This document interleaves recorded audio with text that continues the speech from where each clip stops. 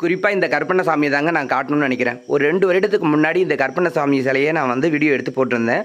போடும்பொழுது என்னுடைய கமெண்ட் பாக்ஸில் வந்து ஒரு பக்தர் சொல்லியிருந்தாங்க, என்ன இந்த கருப்பண்ணசாமிக்கு பல்லு இப்படி இருக்குதுன்னு சொல்லி அதை ஒரு நெகட்டிவாக சொல்லியிருந்தாங்க. இறைவனாக நம்ம பார்த்துட்டோம், அதோட உருவமைப்பு எப்படி இருந்தால் நமக்கு என்னங்க? இறைவனாக நினைக்கிறவங்களுக்கு அது இறைவன் தானே. அதில் பல்லு எப்படி இருக்குது, அதோடைய சொல்லு எப்படி இருக்குது, அதோடைய உருவமைப்பு எப்படி இருக்குது அப்படின்னு நம்ம நினச்சோம்னா அதை நம்ம கடவுளாக பார்க்கலன்னு தானே அர்த்தம். நம்ம கடவுளாக அதை எப்போ பார்க்க ஆரம்பிச்சிட்டோமோ அப்போவே அதோடைய உருவங்களை மறந்து உள்ளத்தை நினைந்து அந்த இடத்துல இருக்கக்கூடிய ஆற்றலை மட்டும்தான் நம்ம உணரணும்.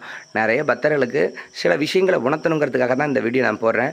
உருவத்தில் இறைவனை எப்படி வேண்டுமானாலும் காணலாம், அலங்கோலமாகவும் காணலாம், அலங்காரத்தோடையும் காணலாம். ஆனால் தெய்வம் தெய்வம் தான். ஒரு பழமொழி சொல்லுவாங்க, கோயிலுக்குள்ளார சுவாமி அலங்காரத்தோடு இருந்தாலும் சுவாமி அலங்காரம் இல்லாமல் இருந்தாலும் சுவாமி சுவாமி தான்.